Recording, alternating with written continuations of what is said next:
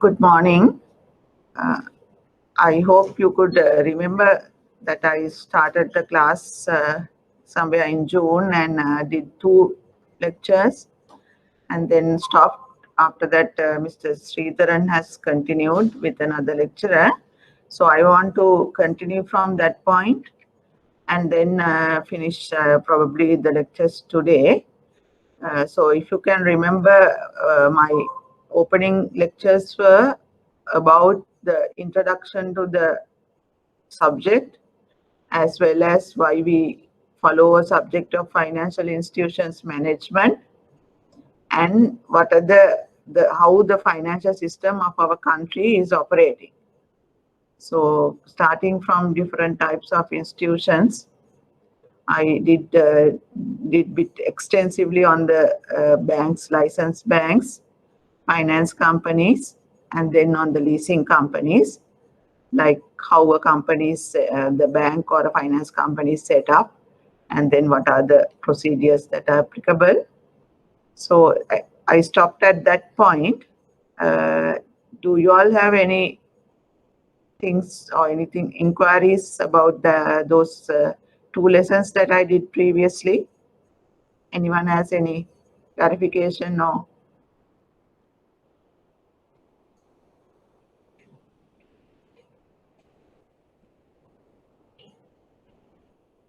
Okay, so then maybe we can proceed for the today's lecture. So as again, I want to say, as a company, these financial institutions will be set up, and after that, they will be moving to the specific type of the financial institution. So now we'll move to what are the insurance companies. So first of all, if we kind of try to understand what insurance means, it's kind of a business where when a person meets with some kind of a difficult situation, there is some assurance that the difficulty will be made good. So we can like look at a definition where it says it's a contract, because there are two parties. There is an insurer and also the person who is getting insured. So insurer agrees upon a premium being paid. Now it is premium is what this paid for the service of insurance. Now, if we say a deposit, the person in return gets an interest. Then if it is a loan, we have to pay the loan installment. So like that, when a person is getting the insurance service from an insurer, in return for that service, we give the premium. So it is the premium. So undertake to indemnify the insurer in case of losses due to the insured risks. Now, what the insurer is insuring is a risk. There are different types of risks as we go along in our day-to-day life. So insurers kind of say, we will make good if this particular risk event occurs, we will make it good by providing you with the kind of repaying that insured risk, the losses, in return to the premiums that have been paid during the course of the insurance agreement or the insurance contract is in place.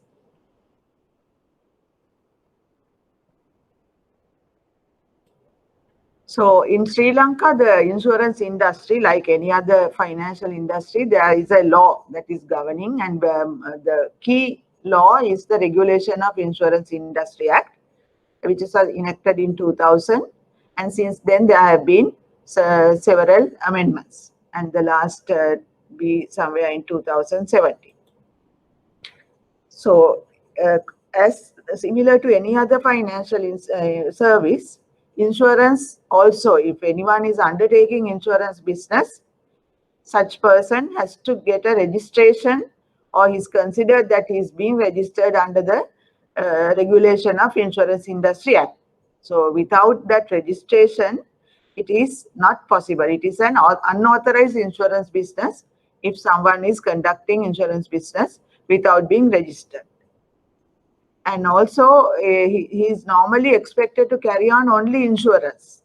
Maybe he can do certain other things that are ancillary to the insurance, but predominantly an insurance business, the person who is conducting insurance business is expected only to conduct the insurance business. Like you can't do any other things that are not related to it and all. So that is how the insurance business should be is restricted only for that purpose. So similar to the finance companies or banks, so there is a particular procedure that is carried on when registering an insurance business, and depending on the kind of business, like there are different classes of insurance based on that. So once the application requirements are complied and once there is an assessment, the insurance regulatory the regulator of insurance, the Insurance Regulatory Commission of Sri Lanka, that is the regulatory body, Insurance Regulatory Commission of Sri Lanka, they issue this particular registration. And that registration, the license, it has to be kept in their principal office and it should be available to be viewed by the insurance regulator. So there's a slight difference. Now, in the case of banks, what he said was the banking license has to be kept at every place of business to be very clearly seen by the general public. So similarly, in the case of insurance also, that license will have to be kept at the principal office at the place of business for any time to be inspected by the insurance regulator. And there is a requirement that within 3 years of being setting up as an insurance business, the particular business has to be listed in the stock exchange. Now, what do we mean by listing in the stock exchange? That is, you have to go the Colombo. We have the Colombo Stock Exchange, so you have to get a listing. So what? Sorry.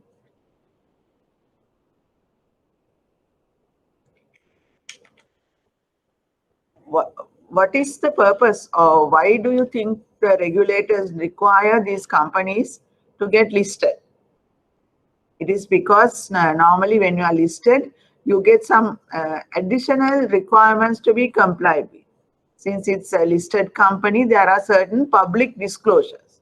So public disclosures meaning the activities of an entity or an organization has to be made aware to the general public. Whenever there are certain specified requirements, when such things happen, they have to be disclosed to the stock exchange, where it will be available in the website of the stock exchange for any person in the general public to see, to view. So that what it means is the internal operational matters of that particular company that is being listed becomes public knowledge. So normally when this kind of a requirement is there is a general tendency for operations of that company to be done in a very cautious, in a more responsible manner. So that is one way of getting companies to act, to have better operations. Because when you know you have to disclose things publicly, there is a lot of transparency in the operations, then there is a general tendency to be more extra cautious when you're conducting your operations. And also there are additional rules and regulations, like especially on kind of governance side of it, how you operate your business. So those things are additional requirements. So when a company has to follow these additional requirements again, it brings about better discipline in the company, better more proper order, formal arrangements. So these are the additional kind of benefits that as a company as well as the stakeholders of company will receive when a company is listed in the stock exchange. So in the case of insurance, it has a requirement within 3 years of issuing a license, this company will have to get a listing from the stock exchange. Insurance business can be broadly segregated into two. First one is the long-term insurance business. So long-term insurance business generally relate to the the human lives. That is the contracts of assurance on human lives, where payment of the premium is, upon the payment of the premium, there is some assurance if a death occurs or some other things like a sickness or some accident occurs, there is some payment from the insurer that has been assured based on the human life, maybe to the person concerned or to the dependents. So these are normally the life insurance kind of things. So there are different subclasses: the annuities, then permanent health facilities, then capital redemption. Capital redemption is like when there is a loan, maybe it has occurred, then how the loan is to be repaid. Then there are pension policies. So these are some subclasses of the long-term insurance business. Then anything other than long-term insurance business are kind of put into the category of general insurance. So that is like different types of insurance like marine, fire, then there is motor vehicle, then there are different employee liabilities. So all these comes to the general insurance, like when it comes to theft, when it comes to accidents, money being carried, the cash in transit. So there are kind of a range of other insurance services. So all that falls within the general insurance business. The key requirements as of laid down sometime go on the to be registered as an insurer. There is application fee and a license fee. Then there is a minimum share capital. The capital has to be more than what is specified. Also a requirement to have a deposit in the general treasury. And very importantly, to have the principal officer there. He is the key person who is responsible for carrying on the insurance business. So therefore, his qualifications or what kind of experience he should have is specified. And the person who is being designated as this principal officer should possess these qualifications and the experience. And that person has to be a fit and proper person. That, in other words, he has to be a person who is suitable to be designated as the principal officer. So if you look at the kind of different parties that get involved in the insurance business, we can identify 4 main categories.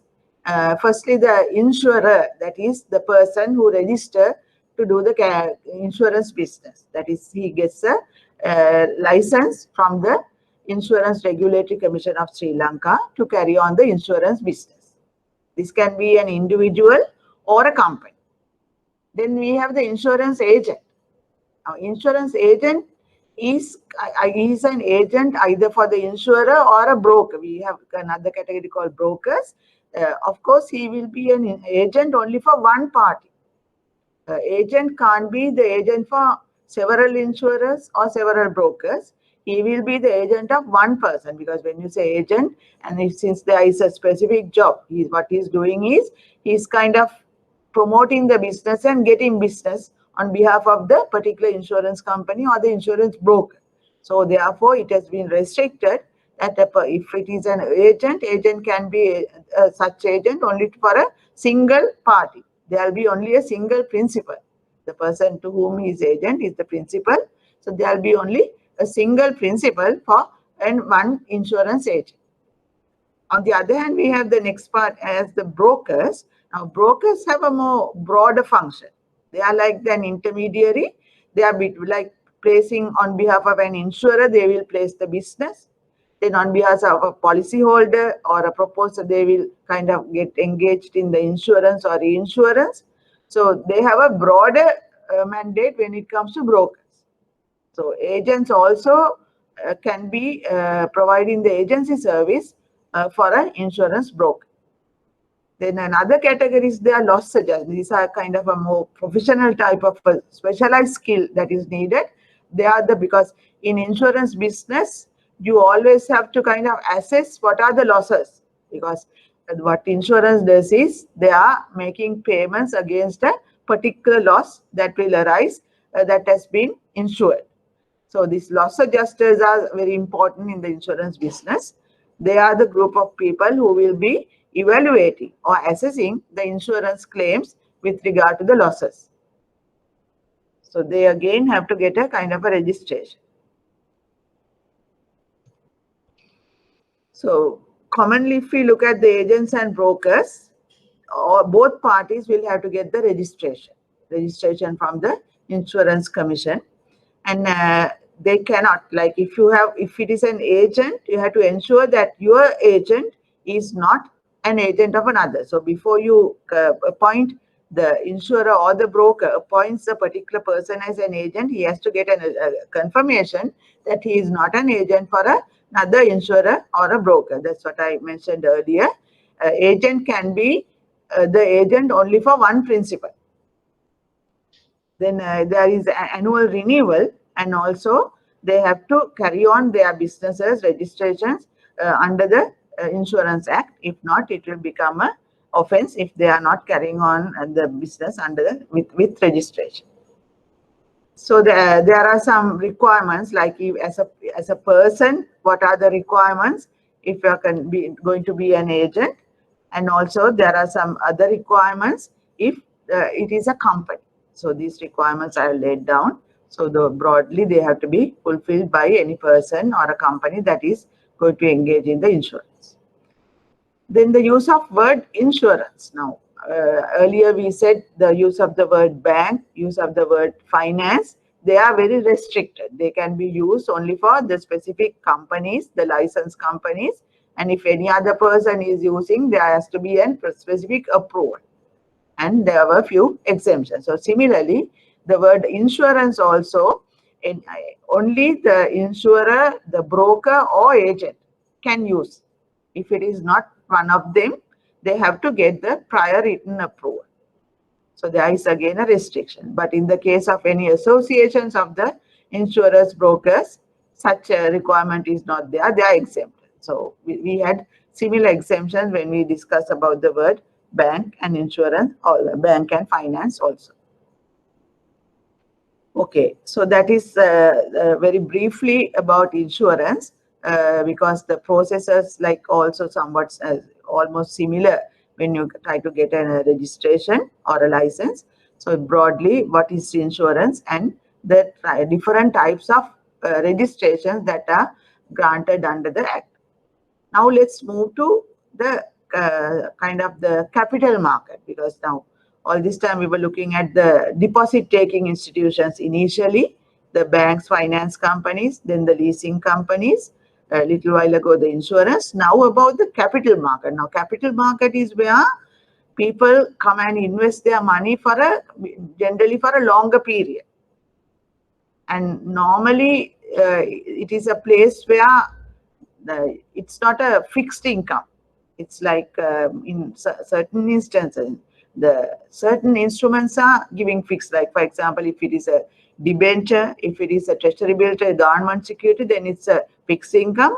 But if it is something in the stock market, it is varying. So it can be a fixed income or changing different income, the different changing income also. So whichever it is, normally the capital market is a place where when you need to raise your for a long term capital, you go to the capital market.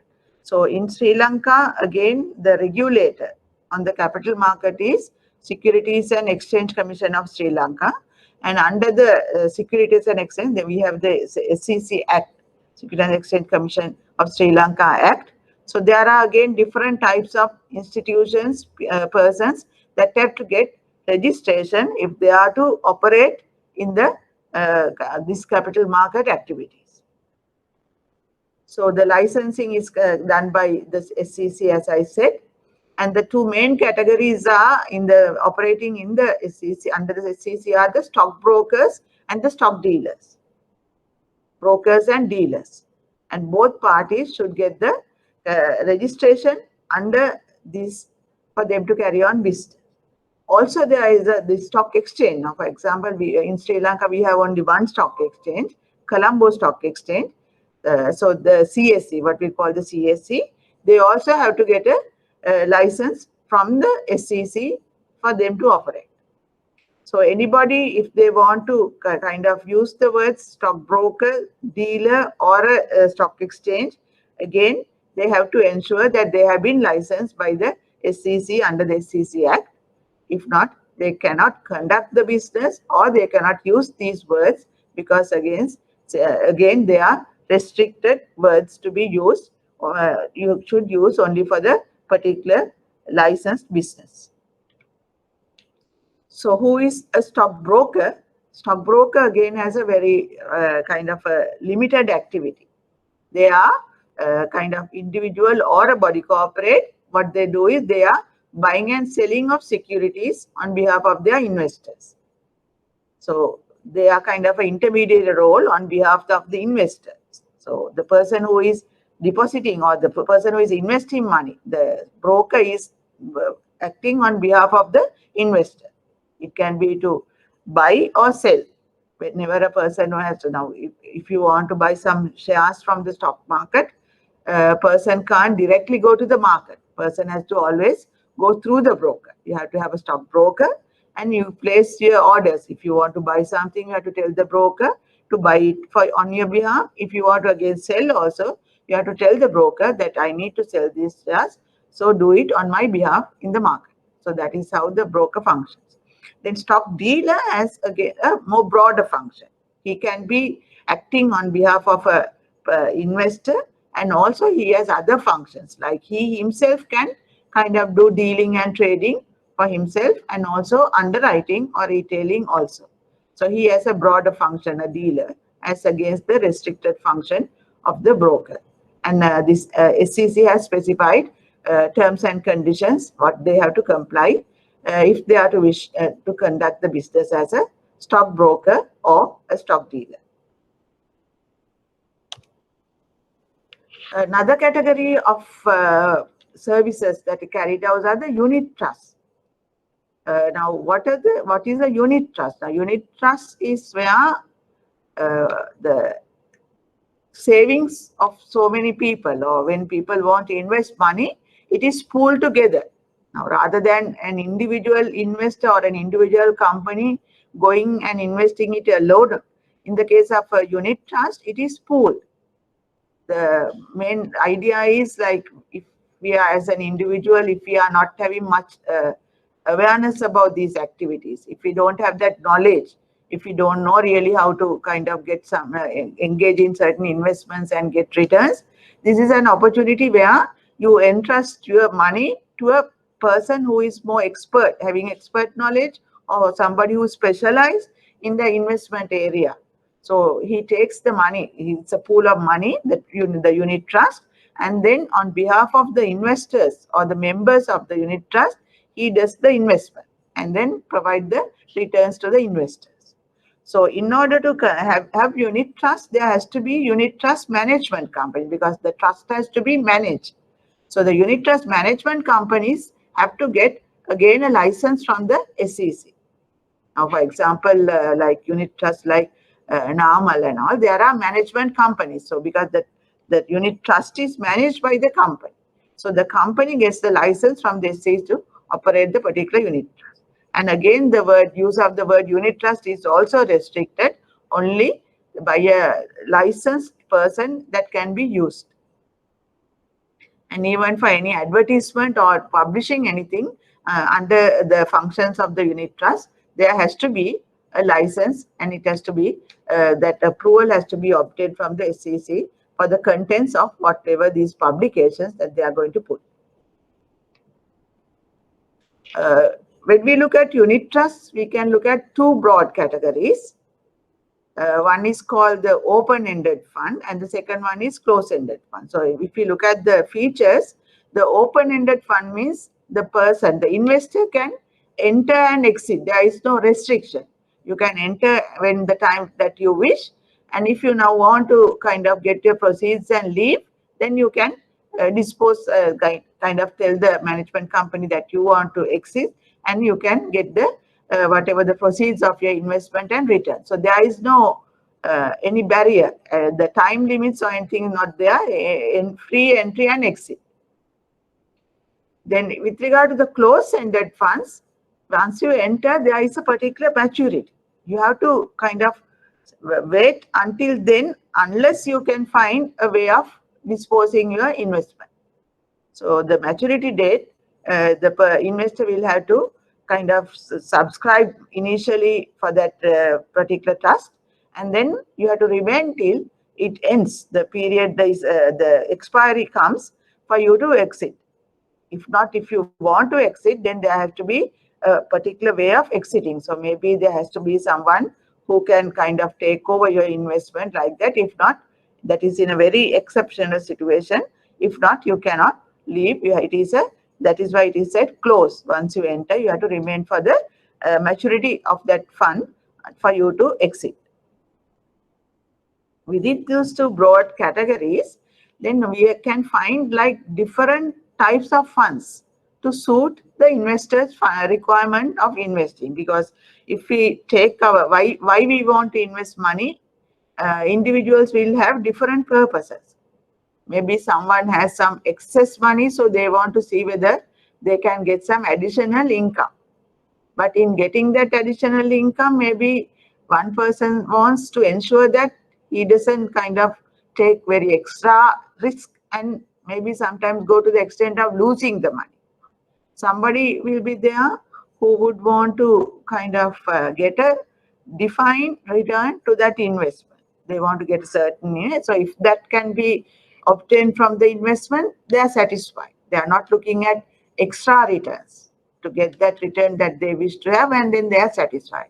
And some others, maybe they want to see whether some additional income. So there are different purposes. Now again, when it comes to timing, maybe you can fix it for some time. You can fix it for a longer period, or maybe you have a little time gap where you are going to require that funds for something else. So during that gap, you want to get a small income earning from that investment. So like that, depending on how long you can fix your money in a particular investment, what kind of a return you are expecting, and what kind of risk the investor wishes to take by investing this money. There are different types of funds that you can invest. So when you are going, if an investor wants to invest once in a kind of a unit trust, you have to first know what is your requirement and identify the particular type of funds that will match your requirements. Then only you can get a better return, or you can kind of achieve what your real purpose of making that investment. So if you look at these different types broadly, we have the gilt-edge funds. Now, gilt-edge funds, as the name suggests, it says about some kind of more certainty in your return. So if you look at different types of instruments that we have that are available in the capital market for investments, the government securities, we know the government securities are the kind of debt that is issued by the government in order for government to raise funds for its activities. Because for government to meet the expenses, they need income, and they need funds. So for them to get this funding, the main source of funding is by issuing government securities. Now, on behalf of the government, the central bank, there is a separate department, public debt department. It is that department that issues these governments kind of get involved in issuing the government securities. So we have like two types broadly: treasury bills and treasury bonds. Bills are more short term and bonds are a long term funding. So these are the two broad categories, and within that we also have these instruments called repurchase and agreements and reverse repurchase agreements, because on the security of a bill or a bond, you can raise funds. So that's another instrument. So when we look at the government securities, they are considered as the the risk-free instruments, because we expect the government always to honor their obligation. So when the government issue security in the form of a bill or a bond, it is expected, it is the expectation that government will definitely meet their obligation. So therefore, in the financial industry, the government securities are considered as risk-free investments. So that is why we call these funds that are only dealing with the government securities as gilt-edge funds. So the risk is low, but of course we know when we look at the risk and return, the balance, when you are taking the low risk, you get a return also low. So normally it is a fixed return, because we know there's a specific kind of value, that is the interest rate is fixed, and then the return is low. maybe normally the bank deposit, these returns are lower than the bank deposits, because if you look at how the structure of returns are built, the low return ones get the low risk will entail to low returns. So the returns on the government securities are relatively lower than the return from the deposits. The deposit interest will be slightly higher depending on the maturity periods than the returns on the government securities. So gilt-edged funds basically deal with only the government securities. So any investor wants to get that definite return and your investment back. So this is the fund that they would go and invest their money. Then there is another type of funds called the high yield funds, where this is kind of a mixture. You can have the fixed income security. Now, what we call fixed income securities, the return is fixed. For example, if you take a deposit, it has a fixed maturity period and it has a fixed interest rate. So at the end of the maturity, you get that fixed return. So it is called a fixed income security. Similarly, the treasury bills and treasury bonds, there is a given return, that is the interest, and that can be received at the end of the period. So these instruments are called fixed income securities, the treasury bills, treasury bonds, deposits. And even when we go to instruments like debentures, there are different debt instruments also with fixed returns, with the debentures. But there, because of their higher risk, their return is slightly higher compared to the government securities and the deposits. So they are high yielding. That is why these kind of funds are called high yield funds. So these funds will invest their funds in a mixture of these instruments, but all those instruments are fixed income securities. So the returns are fixed, but there will be slight differences in the type of the risk that particular instrument is entailing. The next type of fund is the growth fund. Growth fund, here the idea is to get something additional. So you invest your money and then you are expected to get some additional capital, what we call the capital appreciation.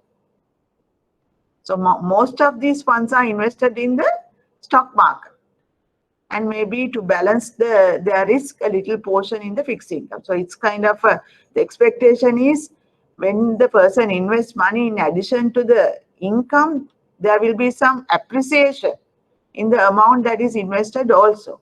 So here the risk is high. But if the fund performs well, your return will also be high.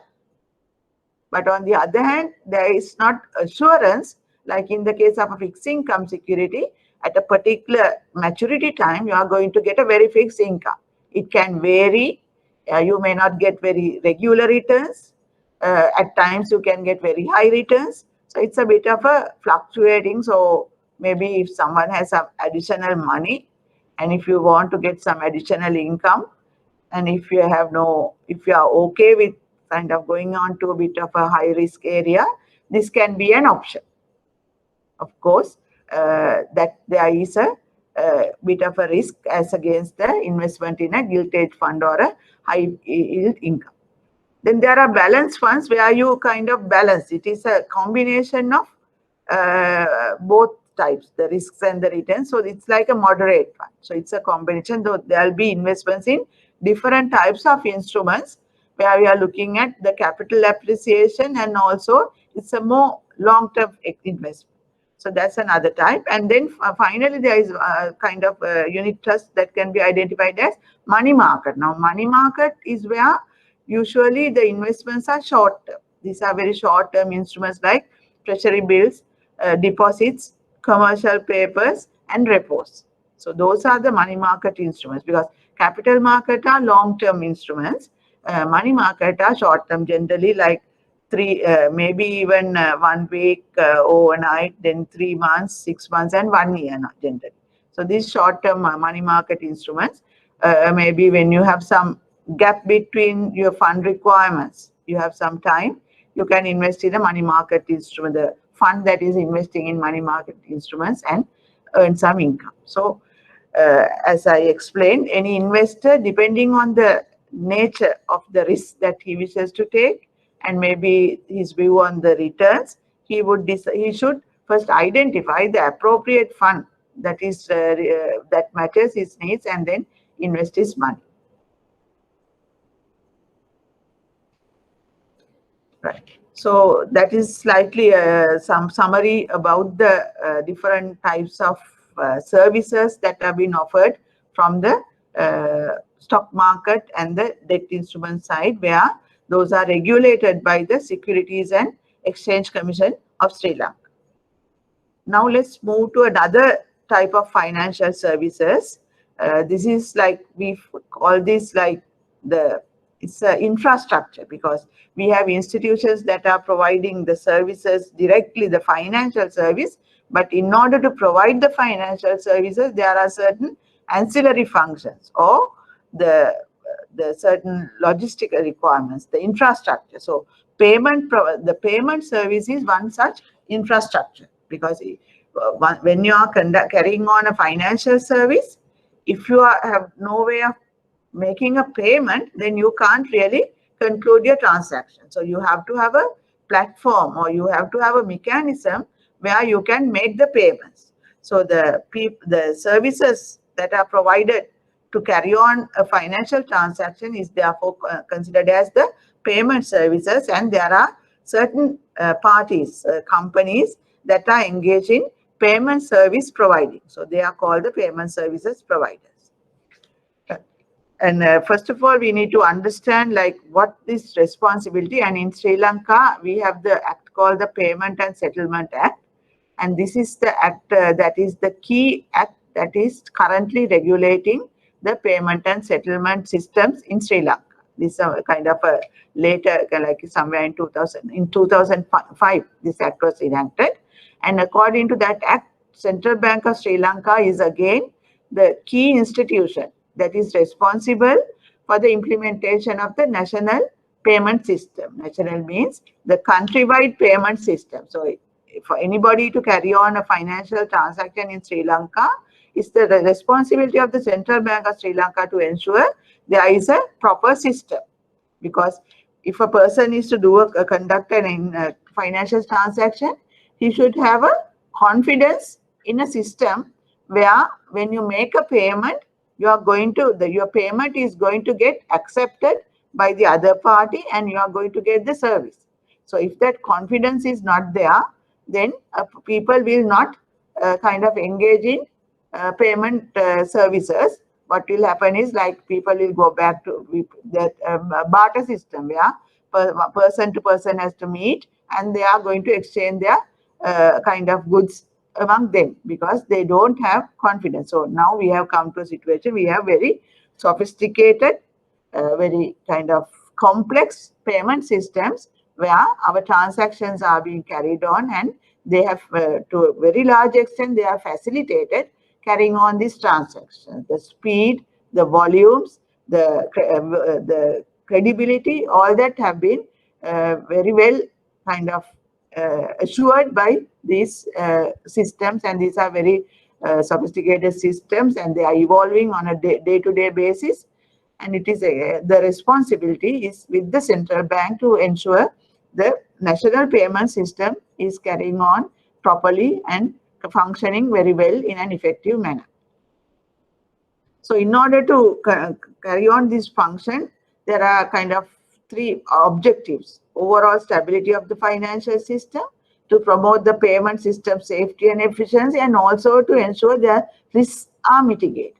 So these three primary objectives, any payment system policy, it has to be there. So the policy is laid down by the central bank in terms of the provisions of the Payment and Settlement Act. And there is what we call the National Payment Council. That is the overall body that kind of looks into ensuring that there is a proper payment and settlement system in the country. So they have the statutory duty to ensure the country, the Sri Lanka, has the proper payment and settlement system to conduct the financial services.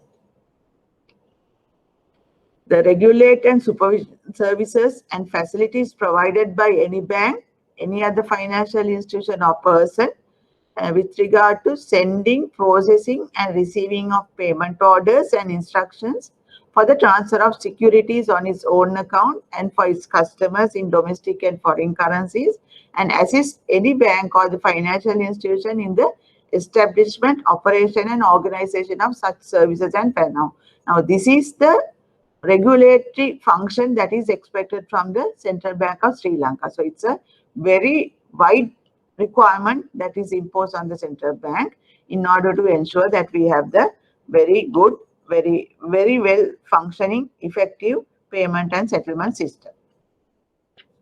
So it is kind of broadly defined. So these are kind of more detailed information about it. You can always read and understand. Which says establish, operate, organize, promote, participate or assist in the establishment, operation, organization and promotion. So these are the functions that are entailed on the Central Bank of Sri Lanka under the regulatory and supervisory function of the payment systems in the country. So if we look at what are the kinds of payment systems that are operating in the country, we can identify it as one is as large payment systems and other one as the retail value payment system. So if you look at the large value payment systems, there are two key systems. First is the real-time gross settlement system, with what we call RTGS. Now this is one of the modern systems that they are, which facilitates online, that it is instant transfer. It's happening then kind of a real time. That's what we call it real time, is it's instant. So when normally when people want to do high value, because there is certain payments also, the charges involved here, the little higher charges. So anyone one wants to engage in a higher value transaction in the money market, government securities market or the normal open market operations and even the foreign exchange market, these payments are facilitated through the RTGS. Now, this is a system that is operated by the Central Bank of Sri Lanka, and there are participants in the RTGS system, mostly the banks. They get participate, the commercial banks, and then there are kind of the transactions happen on a real-time basis, and end of the day there are settlements for net clearing also, like check clearing system. Then we have the slips and all. I will explain what slips is. There are other payment system. There is happening the final settlements also happen at the end of the defined periods. So that is one type of a system, the real-time gross settlement, RTGS. And the other large value payment system that is operating in the country is the Lanka Seco system. So this is more onto the government securities. When you have to make payments on the government securities, the Lanka Seco system is taking place. But under this is again operated by the Central Bank of Sri Lanka. So these are the two systems under the large value payments. If we look at the smaller value, that is the retail value, so where people also, the individuals also can get involved, we have the several systems again. Firstly is the check clearing system.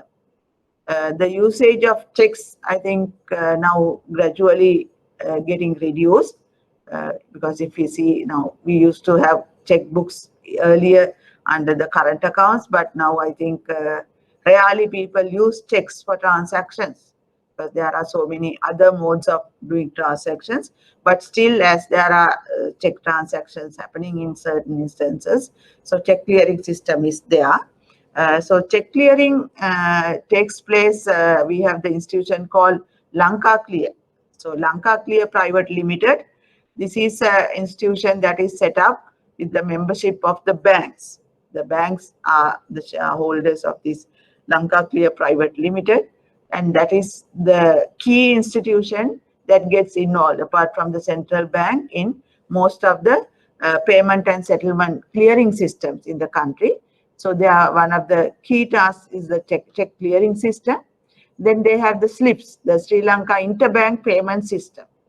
Now when when an entity wants to kind of do certain payments in a bulk form, like on a periodic pay. For example, like salaries. If there's a large number of customers and salaries have to be paid at the end of the month, generally institutions use slips, because what you have to do is you have to provide the entire details of the the accounts of the respective recipients, your employees, to your bank with the necessary details, and through the slip system that can be sent to this large number of recipients instantly based on the value date that is given.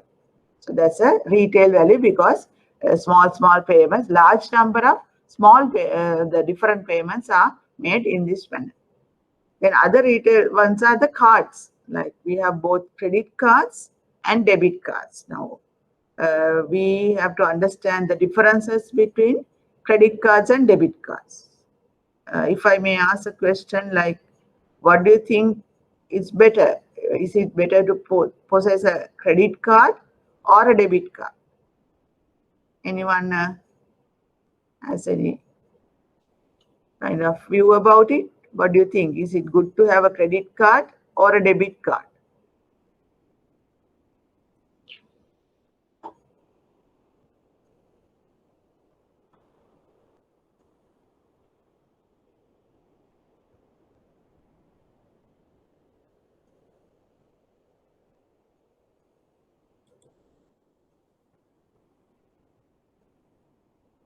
Any view?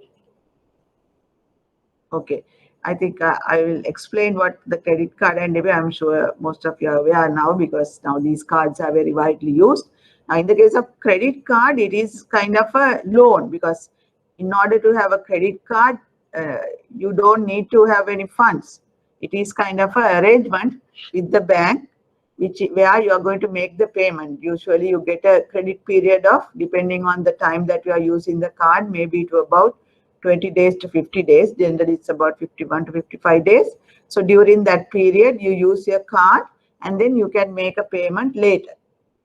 But in the case of debit cards, the situation is, if you have to use the debit card, you have to have money in your account, because debit meaning when you are using the card, your account gets debited by that amount. So in order to use the debit card, the card holder should ensure there are funds in the account to which that debit card has been used. So if I may go back to my question, whether which is better, whether to have a credit card or a debit card, then I think we have to say it depends, because it depends on the circumstances. Now, in the form of a debit card, it will ensure that you are spending money only that you have in your account. So there is no kind of overspending, or you're not kind of getting unduly kind of indebted, because you are only restricting your use of card to the amount of money you have. But on the other hand, there can be instances where you need some additional money, there are some urgent requirements, or in other case, if you have the ability to kind of, if you are getting an income at a particular time where you can meet that payment, and card payments are quite frequent now and also more convenient rather than carrying money with you. So therefore, then you can use the credit card. So which one is better always depends on the circumstances and also on your ability to repay. Now, especially with regard to credit cards, now there is a specific date that you have to meet the payment. So if by that date, if you don't make the payment, then there is a excessive credit card interest rates are excessively higher than the normal interest rates. Why are these credit card interest rates high? Because in most instances, these credit cards are unsecured. What we mean by unsecured is there are no collaterals. Now, normally when a bank gives loans, they have something under security for them to recover their kind of the loan in case the borrower fails to repay. So therefore, the cost to them can be a lower. But in the case of a credit card, it's not the case. In most instances, they are unsecured, because the bank will assess the income of the credit card holder and then decide on a credit limit and give the card, expecting based on their monthly income on the due dates that they will settle. So therefore, the bank is taking a greater risk than a normal loan. And also generally for credit cards, their transaction cost, the amount that they have to spend on each the transactions, and also we know there are a lot of promotional activities take place, there are a lot of kind of discounts and all that happen. So therefore the cost to the banks are generally higher than other types of lending instruments.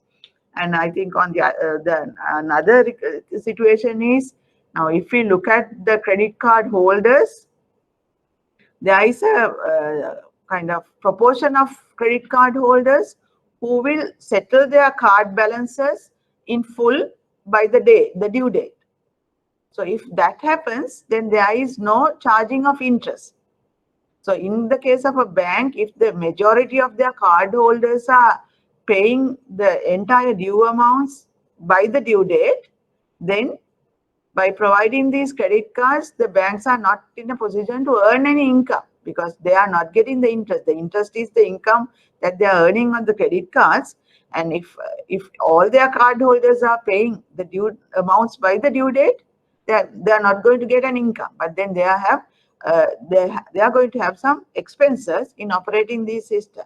So therefore, generally, to kind of address all these to the lower possibility of having everyone being paying the requirement to pay interest, and also the cost of operation, high cost of operation compared to the other types of loans, the credit card interest and more than that, the risk involved, the credit card interests are higher than the others. So if someone really have to pay the interest, then it is quite a high interest that they will have to pay at the next installment, or continuously if you kind of do not settle your dues, the full dues. Now, even in the case, now there is the minimum payment. By paying the minimum payment, you are only meeting the amount, but you are not going to, you will be charged the interest. You are going, the bank will charge the interest on your entire due amount if you are only settling the minimum payment. So that situation is there when you are using a credit card. But that situation doesn't arise in the case of a debit card, because debit card holder only uses the funds in his own account. So that's the difference. But depending on the circumstances, there will be needs to use a credit card. So that therefore we can't say one is better than the other. It depends on the circumstances and the ability of the person to meet the payments when it is due. Okay, so moving on to the other types of payment system, we have internet banking. Now, this is something that has become very popular and also increasingly becoming more and more people using more and more this internet banking, because after this COVID situation, I think it became very popular because people were unable to go to the banks. Banks also could not provide their normal services. So there were a lot tendency to move to internet banking. So through the internet, banks have provided, there are different apps and all that where you can use your mobile phone or your the iPads or the PCs and access your bank account and do a lot of transactions, even between other banks, between other customers, like among whatever the different types, like utility bill payments, making other payments, big fund transfers. Nowadays we really don't need to go to a bank or to a bank counter or even to the ATM. We can do a lot of transactions through our online banking unless we really need to have some cash in our hand. So the internet banking has become very popular and increasingly being used by the general public for their transactions.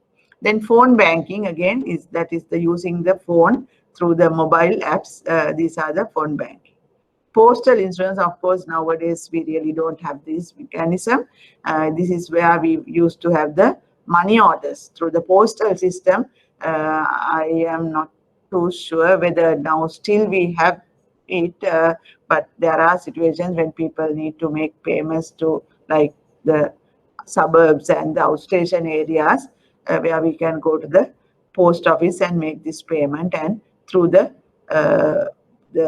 post office we can get the payments, the money orders. So I think this is an instrument that is kind of, unless it is have a natural kind of already stopped or maybe not very popular now, very restricted if it is even operating now.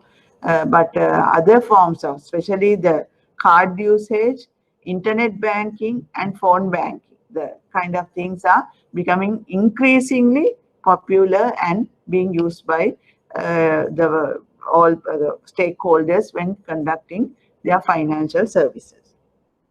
Then also we have another small system called the USD check clearing, because there are certain foreign check clearings, and it's a very restricted one. So that's another system that is there in the payment system. So this classification is in terms of the systems, the large value payment, retail value, and the USD.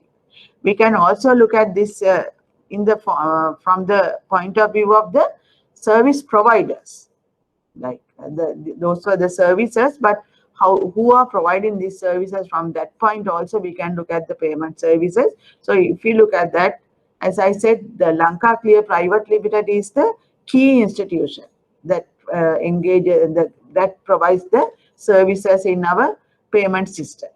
So they have the check clearing system. The slip system is also operated by them. Then they are very importantly and increasingly becoming popular, this CCAPS, that is Common Card Payments Switch. Now, if you go to these ATMs and all, we can see this sign that calls Lanka Pay. So any ATM that is having this Lanka Pay symbol means they have this the ability to provide. Now we don't have to go to our own bank. If it is a Lanka Pay ATM, we can go to any of the Lanka Pay ATMs and get the services of our bank. So it's a like there is no need for single operator to be there if it is a Lanka Pay that provides the transactions to be made between any bank, any member of the Lanka Pay. If the ATM machine is a Lanka Pay designated machine, that facility is there. So under the CCAPS arrangement, there are 5 main switches. We call them 5 switches. One is the ATM switch. Then we have the CEFS, Common Electronic Fund Transfer switch. Then the shared ATM switch, common point of sale switch, and the mobile switch. So these are kind of different types of services that are provided. And we can, if we go to the ATM switch, the common ATM is there, shared ATM there. Then there is the pointer. Now when we go to the shops, we use the card, that is the POS machines we call. So that is the POS switch is used for that purpose, and also the mobile switch. So these are the 5 types of services provided under the Lanka Pay, that is the electronic payment system having multiple domestic payment networks. Then there are payment card service providers like Visa, Master. Then they have the national, the Just Pay. So these are different service providers for card payments. Mobile banking service providers like different telco companies. They are providing the mobile banking services, and e-banking are the kind of different internet banking services. So from the previous slide, what I tried to use from the service point of view, some categorization.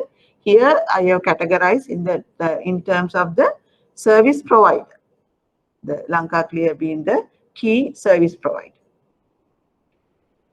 Okay, so that's about the payment services. And now we can move to another type of financial service provider, that's the cooperatives. Now, cooperatives are kind of a society.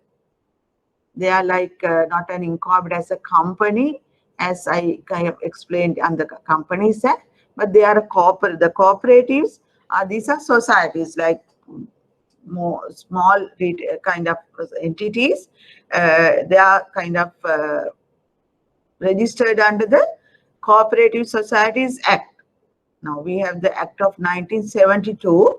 So until the 13th Amendment that was passed, all the societies, the cooperative societies, have been registered under the Cooperative Societies Act of 1972.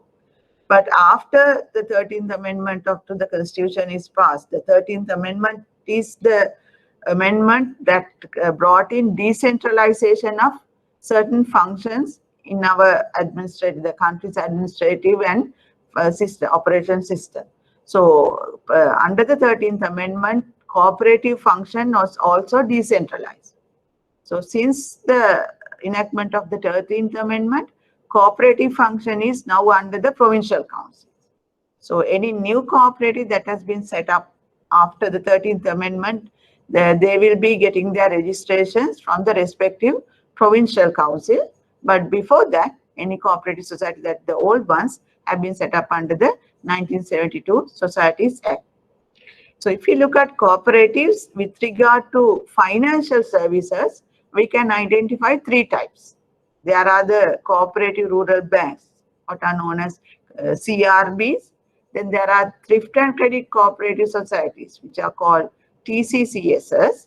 And there are some other finances like small societies that will only engage in finance. So these are the three types in cooperative societies that will engage in finance. But of course, cooperatives have others, like we know sometimes petrol sheds. Then there are kind of small supermarkets. Those are also functions of certain cooperatives.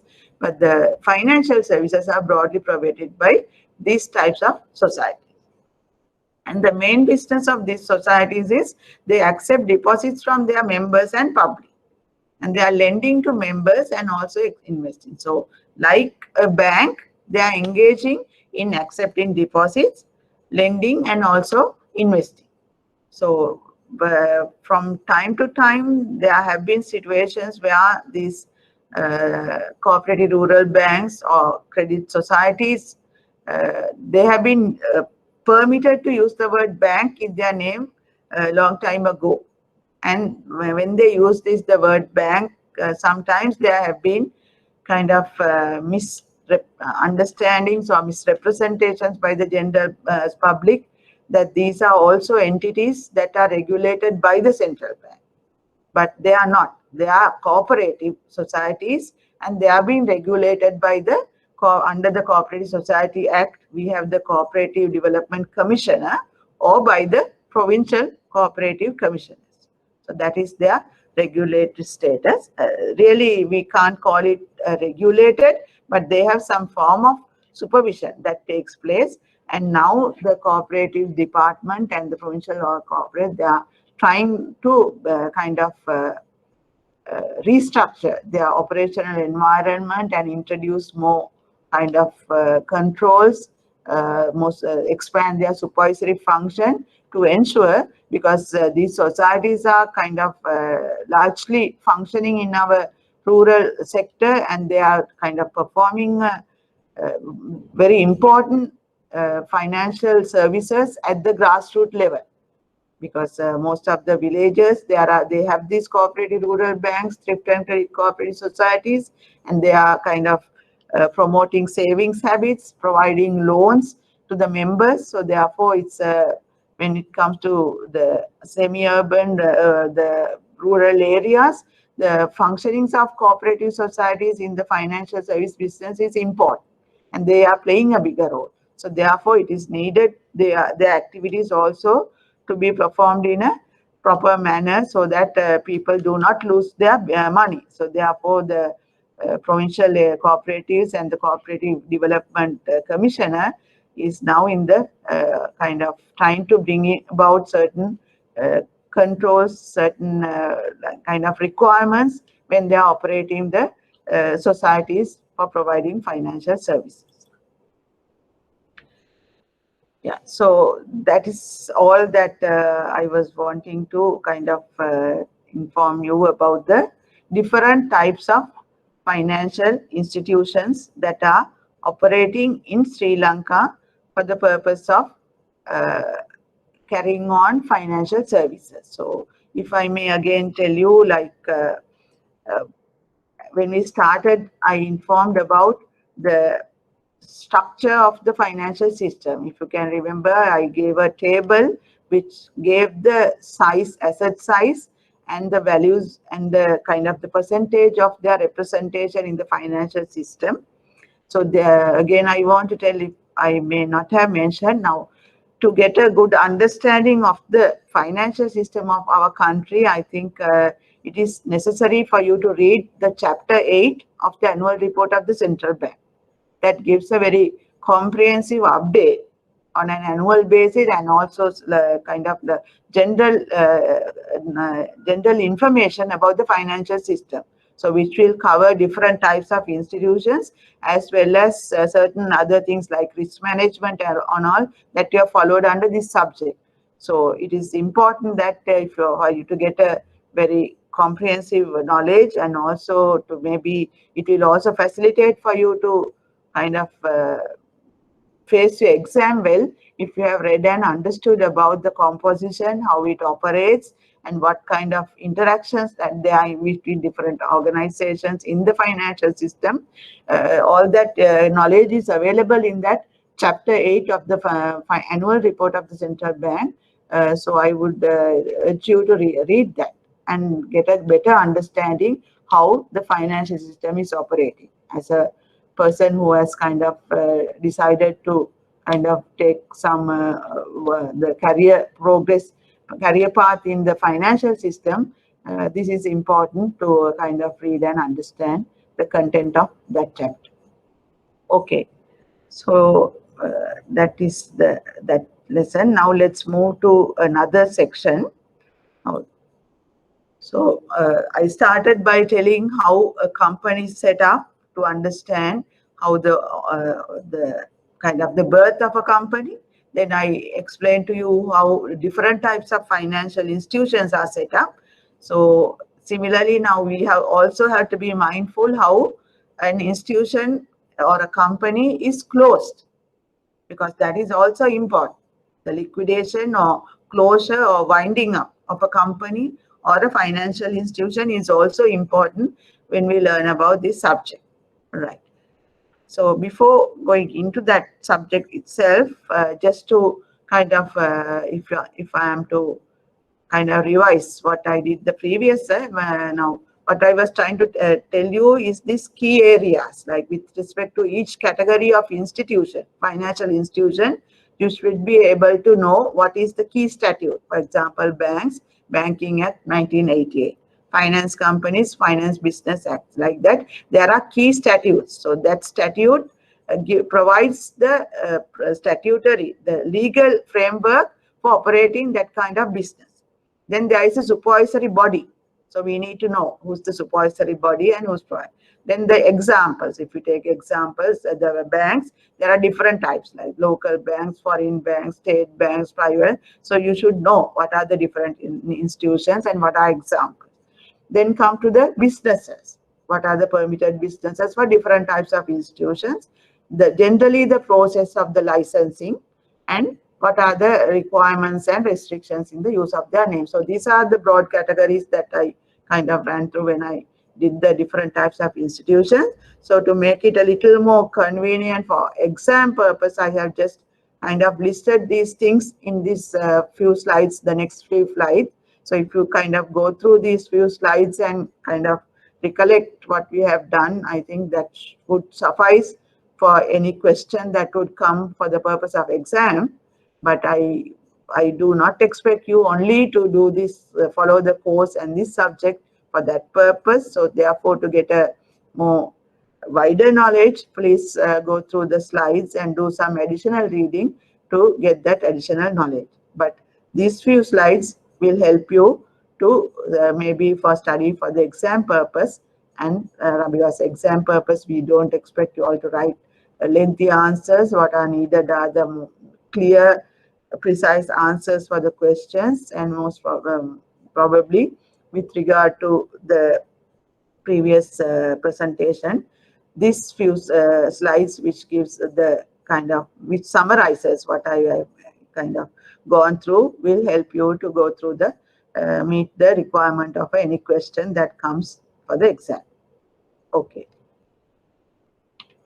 All right. So having said that, let's move to the this section of winding up. So first of all, let's look at what are the things that are spelled out in the Companies Act, because as we set up the company by following the Companies Act requirements, closure also, there are certain requirements in the Companies Act.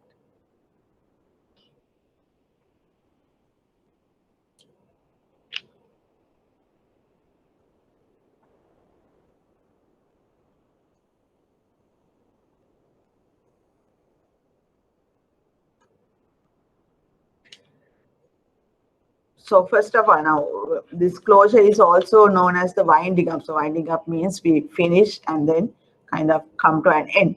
So there are the Companies Act recognizes this winding up in three ways. It can be either by the court. The court will do the winding up. It can be voluntary. People can kind of agree and then on their own kind of intention, decision, they can close the business, or it can happen subject to the supervision of the court. So those are the three ways that are specified in the Companies Act, how a company can be wound up.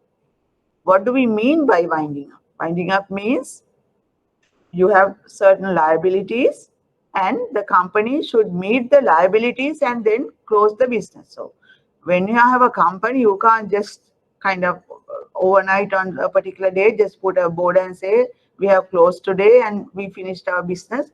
No, we can't do that because it's a person, like it has a legal personality that has been carrying on some business. There have been certain stakeholders who have been kind of providing services, making payments, expecting services for it there. So there are a lot of interactions, transactions that have happened. So for that reason, a company, a legal entity, the person, that legal person cannot just suddenly decide from now onwards we are not going to continue our business, we are going to close. So there is another formal process that has to be followed when a particular company wants to close its business. So that is what we call the winding up process. What it means is you have to meet all the liabilities. There are certain dues that have to be kind of met, obligations. So those have to be properly settled or paid and then go through a procedure and then close your business. So that is winding up.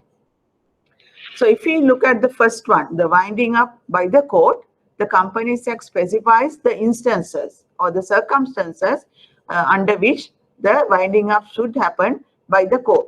So first of all, by a special resolution, the company, now when we learnt about these resolutions, we had the two distinctions, a general, the normal resolution and the special. So for the purpose of winding up by a court, the company has to pass it through a special resolution. Then once the company has been issued with the certificate of incorporation, if it has not commenced business for a year. Now, what is the certificate of incorporation? The certificate of incorporation is the certificate that is given by the Director General of Companies, which says a particular company has been now set up. Like it's like the birth certificate. When I explained it, I told you, now when a person is born, there is a birth certificate to say that particular person is been born. So similarly, we can say the certificate of incorporation is kind of the birth certificate for a company, So in the certificate of incorporation, among other information that is there, there is a date which the company registrar says it is on this particular date that this has been incorporated. So from that date, within that date, for 1 year, if the business has not commenced, then that is one reason why when a company can be wound up with the court. And also the business has not continued for 1 year. Like we have started business some time ago, but for the past 1 year, the business has not been operating. So in that situation, again, it has to go to the courts. Shareholders have come down because we know if it is a private company, if it's a public company, there are specific number that has to be there. Especially in the case of public company, there has to be at least 2 shareholders. So if the shareholders have come below the number, the minimum number that should be there, that's another instance that will go for winding up by the court. Company has no directors. Now, when the company is starting, another compulsory requirement is there has to be the directors, because one of the documents that has to be given to the company registrar is about the names of the directors with their consent. So if all the directors are not there, if they have not enough directors, then that's a situation where winding up by court will happen. Company is unable to pay its debts And another opinion is court is of the opinion that it is reasonable to wind up by way of the court. So court itself can take a decision based on certain circumstances. It's fair and just now to wind up the operations of a particular. So these are the circumstances that winding up will take place under the court. Now, previously I mentioned the situation, the inability to pay debts is one instance where the winding up by court will take place. So how do we kind of identify this thing? What do we call like the circumstance?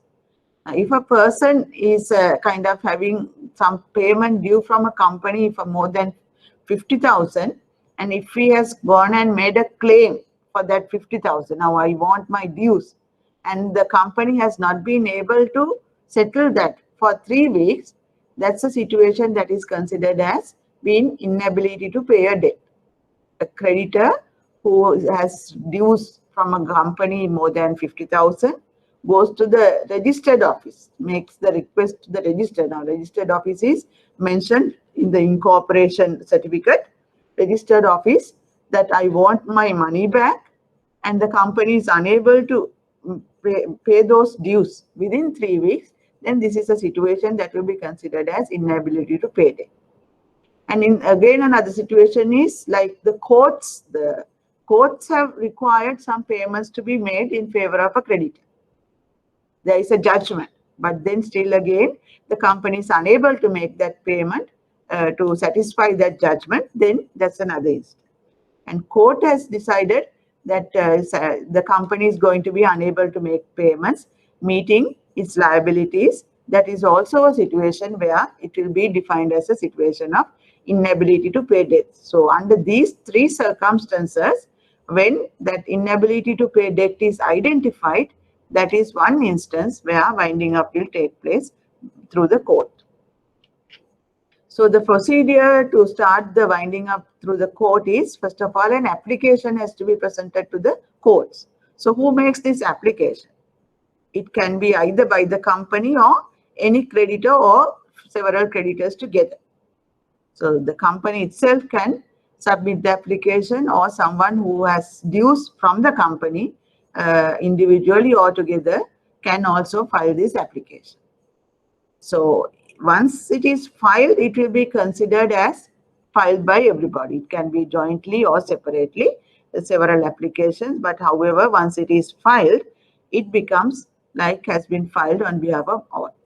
So once the application is filed, if the courts decides to kind of give the winding up order, once the order is issued, it has to be given wide publicity. So how it happens is a copy is given to the Register General of Companies, because we know that winding up takes the company, when the company was set up, it was informed, it happened through the Register General of Companies. Then the Register General of Companies make a public notice by putting it in the press. So there is a public notice to say that a particular company has been set up. So similarly, the wide publicity has to be, because otherwise the general public who have been kind of transacting with the company, or maybe who were kind of thinking to have some business with the company, are not aware that this company is going to be closed down now. So therefore, that again, the wide publicity has to be given. Therefore, a copy of the order will be given to the Register General of Companies. And once such order is issued, the company cannot continue its normal business. It can only kind of do whatever that is required for the winding up process. The normal business that they are immediately stopped once the winding up order is going, only proceed with activities that are required to close the operation. And this order becomes binding on all creditors. So once it is, it's like now, even if there are 10 creditors and if only 2 people have gone and participated in the application for the winding up order, once the winding up order is given by the courts, it's applicable on all 10 creditors. So that is how it happens, because otherwise you can't close a company unless it's applicable on all.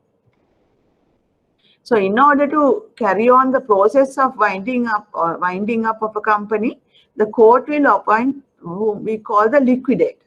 There is a liquidator appoint to carry on the proceedings. So the court, it can be a kind of a provisional one, or at any time after the application, this appointment can happen. And once the liquidator is appointed, then he becomes kind of the person who takes over the operations of the company from that point. Because as I said, once the winding up is started, you can't do your normal business. It is only the company is allowed to close the business. So the liquidator has been appointed by the courts, and liquidator takes charge of the property and the assets and liabilities of the company in order to ensure that liquidation happens in an orderly manner, as how it is specified in the Companies Act. So what are the powers? Now, when we look at the powers of the liquidator, we can identify it in two forms. Certain powers have been just provided by the law itself, where he can get, but certain other powers, if he are to conduct those activities, he has to get the approval or the power, the sanction of approval from the courts for him to kind of continue. For example, now these what I listed here, these activities can be carried out by the liquidator with the approval of the courts. Like if there are cases, then he has to kind of present himself on behalf of the company and take certain actions. So that can be carried on with the approval of the courts.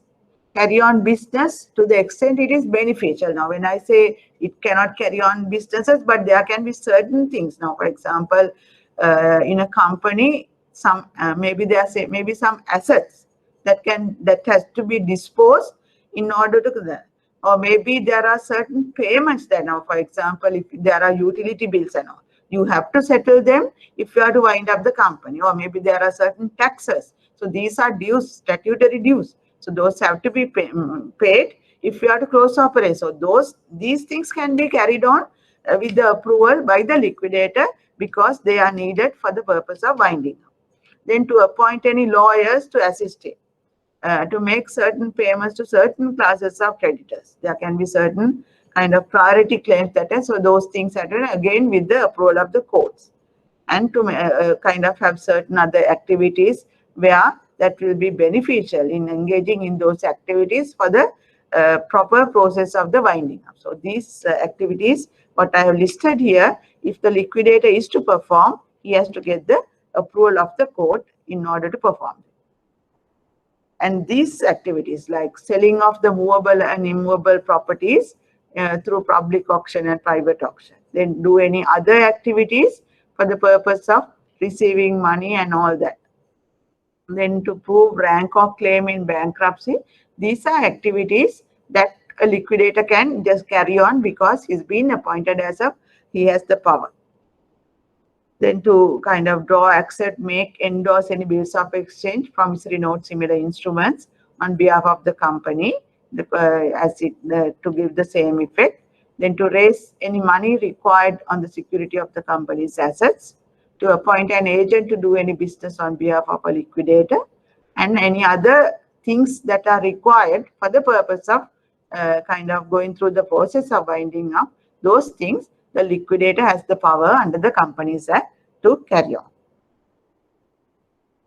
Then the second way of carrying out the winding up is the voluntary winding up. That means there is no court involvement, but people kind of agree the voluntary winding up and then proceed with the winding up. This usually happens like when you are starting your company, there is a specific purpose that is set up in your company, or there is a specific period. We say this company is set up for a 2-year period. So we have come to the end of the period. Or we say we have set up this company for this purpose to kind of achieve a particular objective.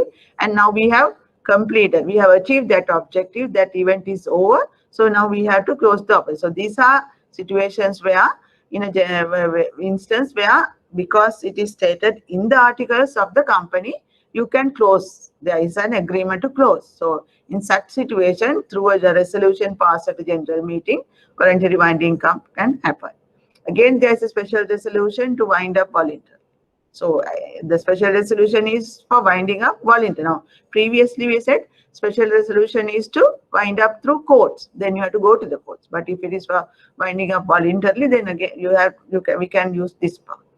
Then also there is a situation where it cannot be liabilities continues. It cannot by reason of its liabilities continue its business, and that is advisable now.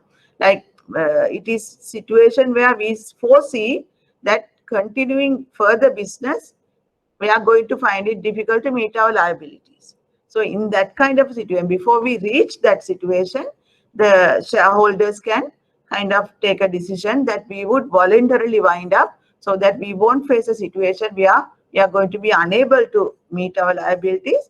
Then that is also a way where voluntarily through a special resolution a company can be wound up. If such a decision is taken, that notice has to be informed, and that has to be informed through publishing it in the Gazette. Once the resolution is passed, within 14 days, it has to be gazetted. Why do we require it to be gazetted? Now, Gazette is the document where the general public is informed. So by gazetting, what is expected is you inform the general public that this particular company has now taken a decision to voluntarily wind up. So after some time, the company will not be in operation. So if anybody has certain transactions or certain kind of obligations that are dues that are from the company, then they have to come forward and claim their kind of obligation, the dues, and then make arrangements for them to get those settled. So that's the whole idea of publishing this Gazette, so that from that point onwards, there won't be any normal activities carried out by it's only for the purpose of winding up, the company will carry on its activities. And it commences from it is deemed that the voluntary liquidation commences from the time of passing the resolution. So immediately after passing the resolution, they can commence the operation. And again, only activities that are required for the purpose of winding up will be carried out. They cannot engage in the normal business. In the case of a voluntary winding up situation, there has to be what we call the declaration of solvency. Because now what do you mean by solvency? Solvency is a company is in a position to meet its obligations. Because when a company is carrying on its business, it becomes liable to meet certain liability. It becomes obligated to meet certain liability. There are people who provide service and who are expecting payments. There will be people who have provide funds who we have to repay those funds. So like that, there are a lot of obligations, the liabilities. So in the case of a voluntary winding up, before embarking on the voluntary winding, there has to be this declaration of solvency, which to say that when the company has the capacity to meet its obligations. So they have to make the full inquiry of the affairs. They have to kind of get the full understanding of the entire operations of the company, and they have to see that they are in a position to meet all the dues that will fall with the not exceeding a period of 12 months. So after checking this, the directors of the company will issue what is called the declaration of solvency. So once the declaration is available, only a company can move to a voluntary winding up. That is the requirement of the Companies Act. Then if it is not valid unless it is made within 5 weeks, immediately preceding the date of passing the resolution of the voluntary winding up, and is delivered to the Registrar General. So that declaration has to be again given to the Registrar General for it to be effective. And it should also have, in addition to the declaration, there should be the assets and liabilities at the latest date that is available attached to the declaration. So you are making the declaration, and most recent assets and liabilities statement also should be attached with the declaration. So winding up can happen as a shareholders voluntary winding up or creditors voluntary winding up. Either way, the winding up can happen. And the third one is winding up subject to court supervision. Here what happens is the normal winding happens, but there is a court supervision. It's going through the court supervision and happening. So it's like a combination of both voluntary and the court procedure of winding up. It's a mix of things. So those are the three ways a company can be wound up, and we again have to follow the procedures and the provisions in the Companies Act. Okay, so against that background of a normal company being wound up, let's now look at how a licensed bank can be wound up. So in the case of a licensed bank, it is the Banking Act provisions that will provide for the winding up or the liquidation of a bank. So the banking activity is wound up under the Banking Act, and Director Bank Supervision is the liquidator. Now, in the previous instance, we said the court will appoint a liquidator if the liquidation is happening under the courts. But here, in the case of a licensed bank, according to the Banking Act, the liquidator is the Director of Bank Supervision. And there is no method called voluntary liquidation in the case of a licensed bank. It has to, any liquidation of a licensed bank should receive the prior approval of the Monetary Board. Now, Monetary Board is the board of the central bank that grants approval for different requirements of licensed banks, finance companies and all. So similarly, if a bank is going for liquidation, it has to get prior approval of the Monetary Board. So if such approval is granted, then it will immediately stop its normal business, and it has to kind of settle their obligations by paying the monies, amounts due to the depositors, creditors, and then arrange for the winding up of authorization, winding up operations. There is also can be a situation where the Monetary Board can make it a kind of a compulsory. So there will be a situation where the central bank feels continuing this bank's operations is not going to be beneficial. So therefore, we're going to revoke the license or cancel the license. In that kind of a situation, it becomes a compulsory liquidation by the Monetary Board. So we are like assets of the bank that has approved voluntary liquidation is not sufficient for full discharge of the obligations, and the completion of voluntary is unduly delayed. So previously the bank had asked for the voluntary liquidation, and the central bank has provided that approval, but then they have not properly carried it out, or they are not having adequate assets to fully discharge their requirements. So in that kind of a situation, Monetary Board will come forward and say, no, we have to do this compulsory liquidation, and then Director of Bank Supervision will be vested with all the powers in order to manage and control the affairs of the bank and go forward for the compulsory liquidation. In a liquidation situation, now what normally happens is the liquidator will kind of try to get all whatever the assets that are available. They kind of get the assets sold, and then they have to settle the liability. That is how it happens. The assets are being kind of disposed and get the money, and then they have to be used to repay the liabilities, and if there are any excesses, they will be also repaid to the shareholders. So in the case of a bank, now how we do this, the repayment happens is kind of called priority of claims. That means who get priority over others when you are settling the assets of settling liabilities in the case of a winding up situation. So priority of claims for the banks are specified in the Banking Act. What it gives an order. So firstly, the expenditure of the liquidator has to be settled. Then wages and salaries of the officers and employees of that particular bank for the 3 months immediately preceding the winding up operation. So 3 months salaries of the immediately preceding 3 months of commencement of winding up operations of the employees.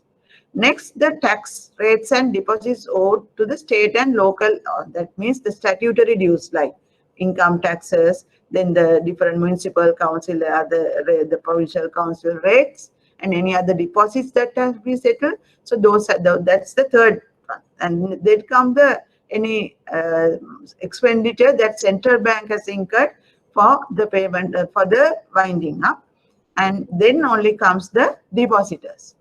So this act, Banking Act, was enacted in far back in 1988.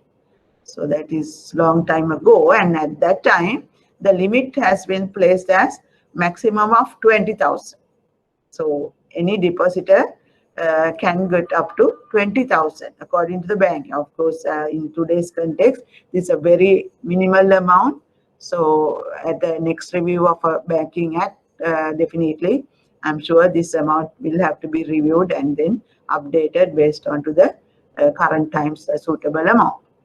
So depositors really, according to this priority, the depositors really comes only at that point. Before that, we have to meet certain other expenses and any other types of creditors. Maybe those who have provided those have the debenture holders, or those who have like provided loans to the bank. All those will only come after that. So this is an order given in the Banking Act, and in a case of a liquidation of a bank, this is the order that liabilities have to be settled.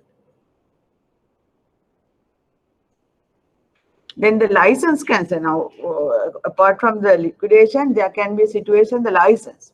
So there are instances specified in the Banking Act. Once the license is issued, if the bank has failed to commence business within 9 months, and if the unable to pay dues, that is, liabilities cannot be met, or someone has filed a case and has appointed a liquidator, a custodian, then that's another instance where Monetary Board can decide to cancel the license. Or bank has like kind of ceased to carry on its business. And another situation like where we have these foreign banks. Now we have several branches of banks that are incorporated outside, what we call the foreign banks. So if those banks, their head office, they are being licenses cancelled or they are being closed down by the monetary authorities of those countries, then that's another situation where the Monetary Board or the central bank can decide they are going to cancel the license of the local bank, because the local bank, though it is a branch, for the purpose of our local requirement, they are considered as overseas companies. When I gave you the types of companies, I mentioned about these overseas companies, they get a registration as overseas company to get their legal person.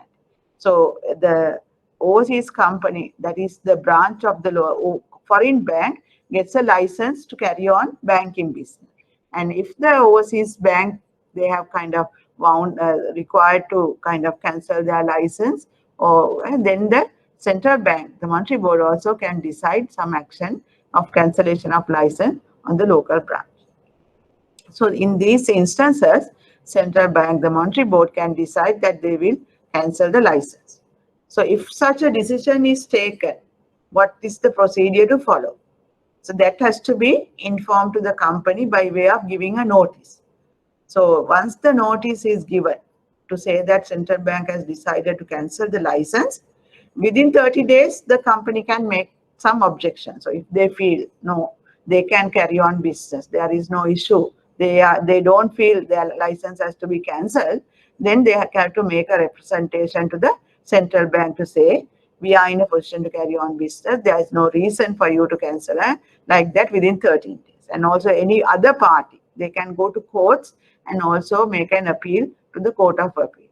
So based on the acceptance or rejection, or if there are changes in the decision, if those changes doesn't happen, and if the Monetary Board decides, despite the company telling they can carry on, but the Monetary Board is of the view, no, we have to cancel, or the courts also says, no, it's okay, central bank can proceed, then the cancellation will happen unless the action is to be changed.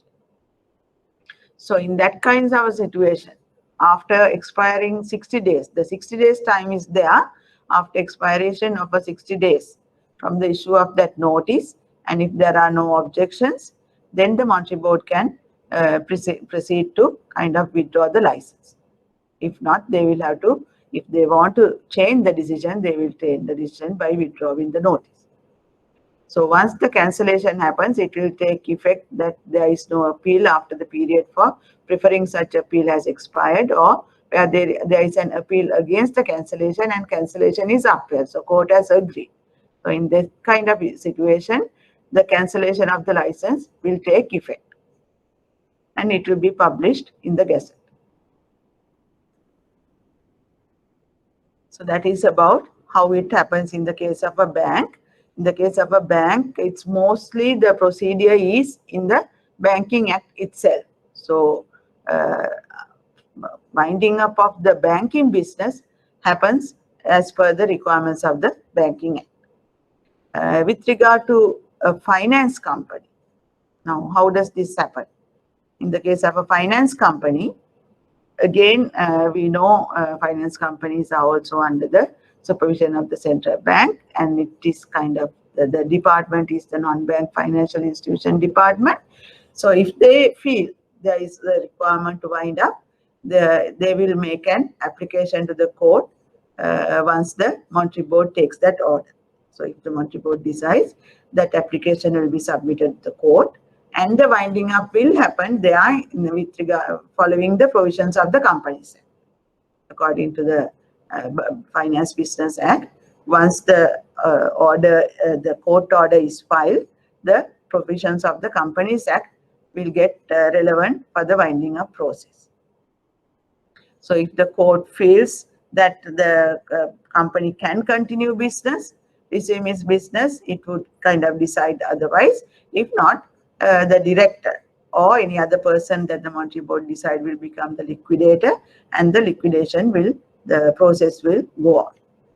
So in the case of finance companies, in the Finance Business Act, there is a requirement. It says the minister will make a regulation on the priority. Like in the Banking Act, in the Act itself, it is specified.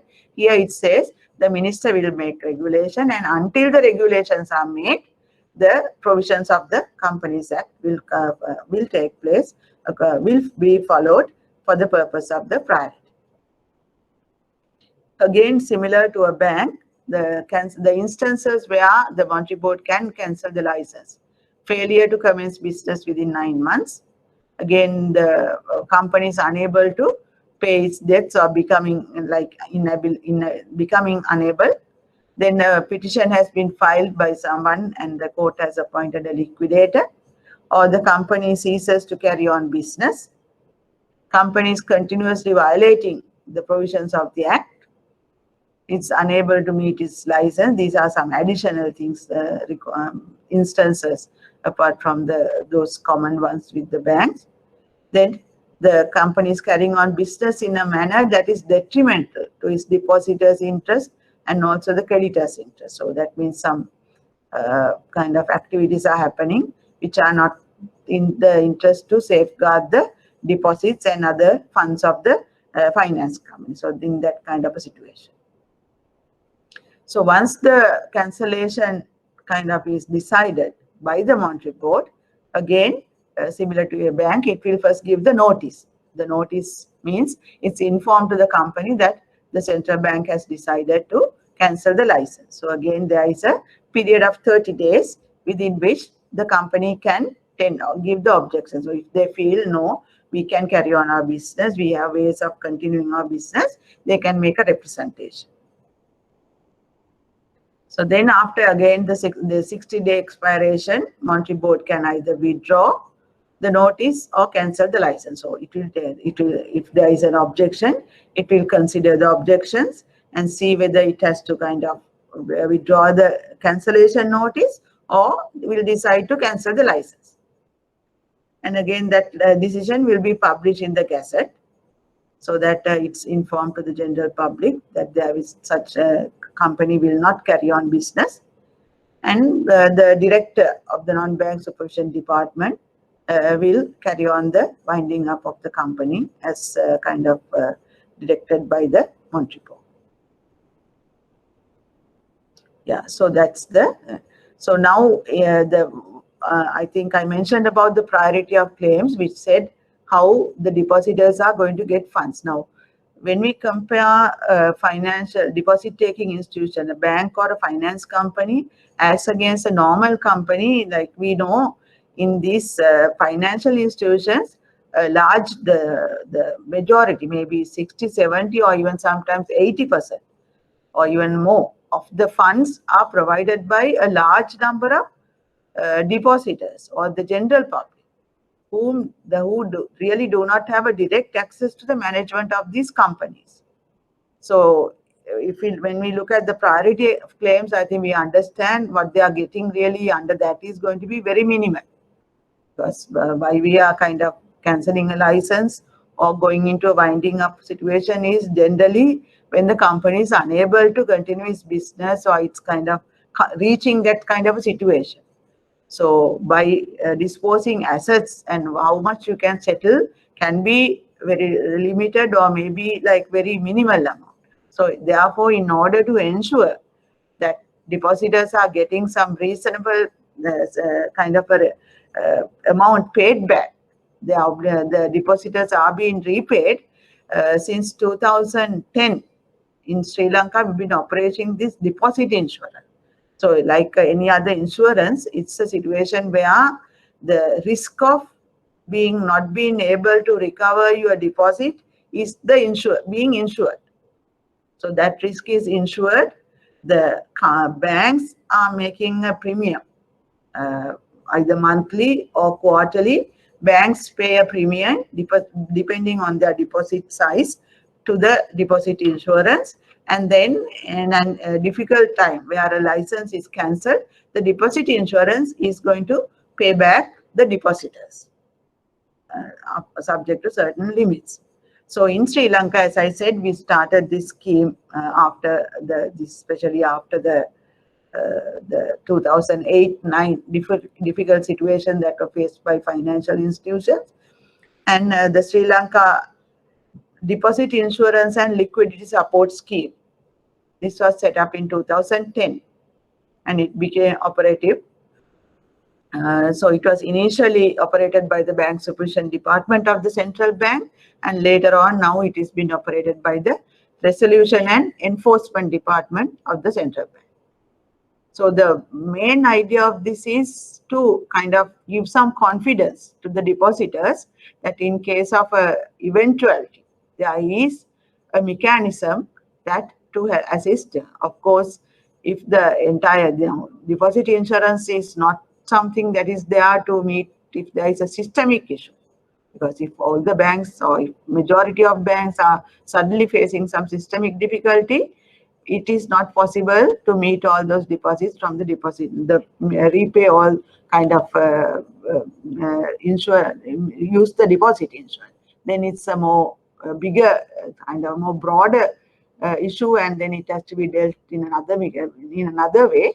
But if there are one or two institutions that due to their own deficiencies, they are going to kind of face difficulties, and then the central bank has decided to cancel their license, then in that kind of a situation, deposit insurance will help the depositors to kind of meet some of their funding, get their funding back.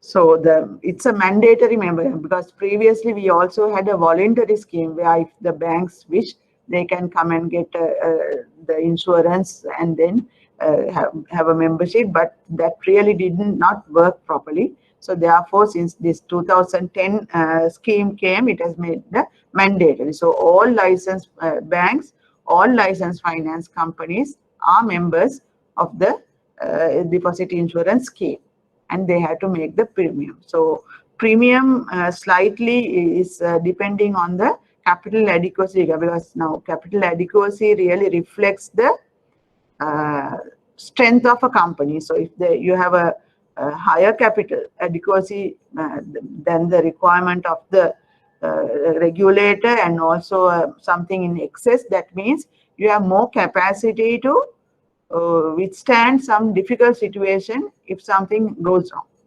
And if your capital adequacy ratio is just above the minimum requirement, that means your ability to withstand in difficulty, your excess capacity to face some difficult situation is restricted. So depending on capital adequacy ratio, it is decided.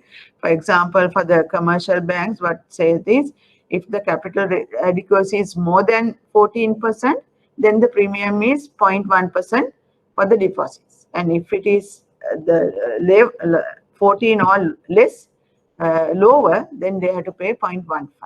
And finance companies are required to pay 0.15%, but that has to be paid on a monthly basis, whereas the premium of the commercial banks are paid on a quarterly basis.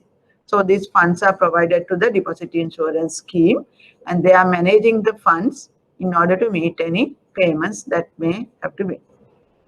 And if there are kind of delays in sending the premium, there is a penalty also. So if we look at the fund size as at the end of last year, 2019, it's the size amount, 65 billion, about 65 billion was the size of the fund that is available. And there were 74 members, that is altogether all the finance companies and all banks were members, and there were 74 member institutions.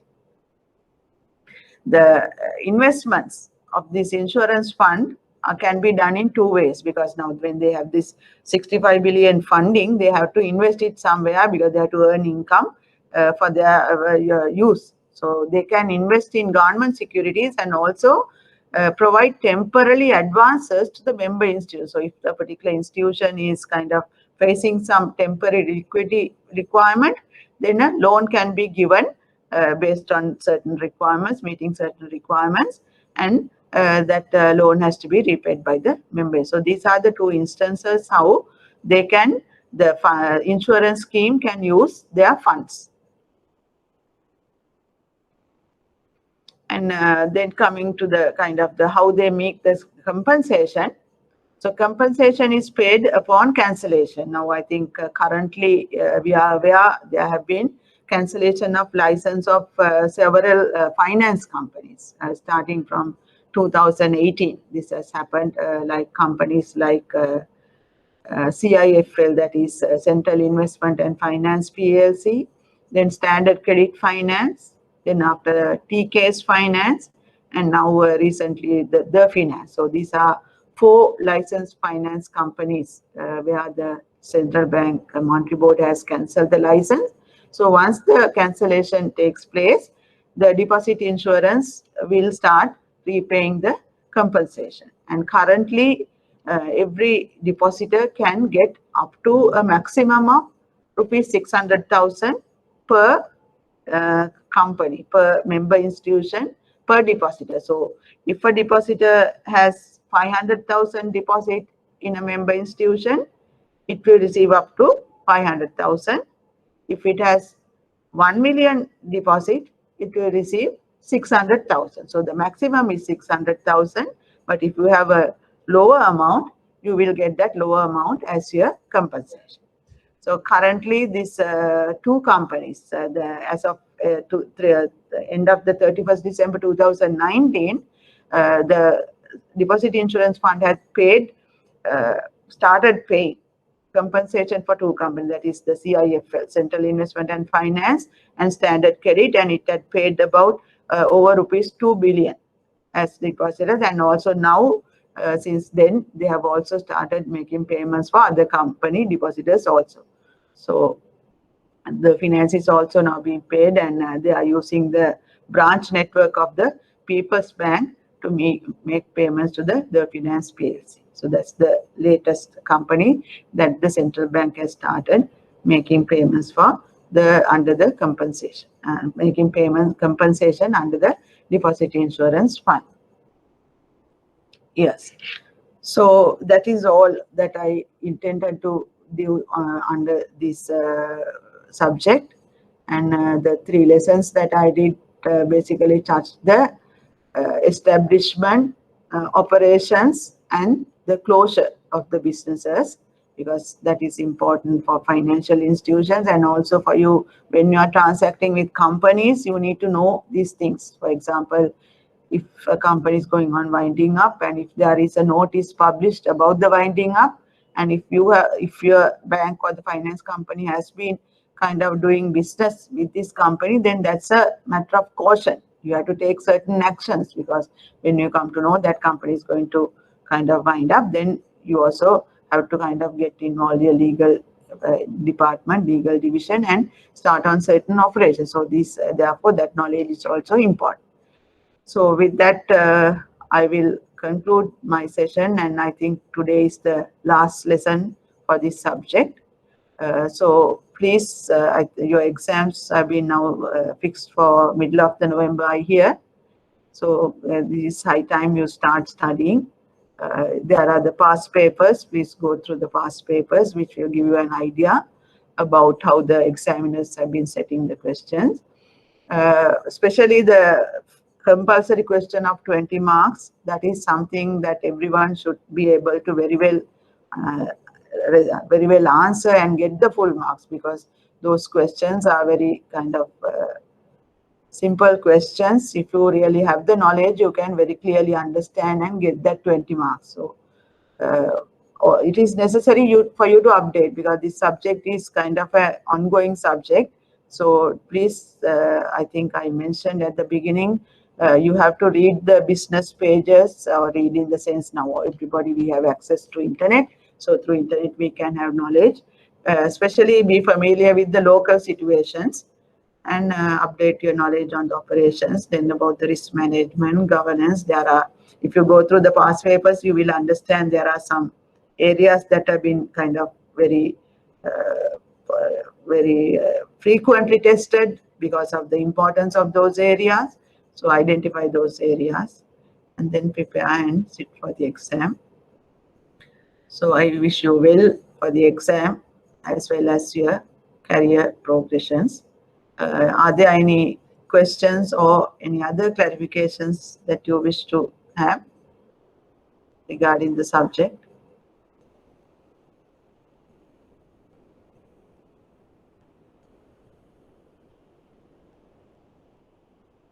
Okay. Maybe then we can stop. Once again, wish you all the best, and thank you for your attention. Okay.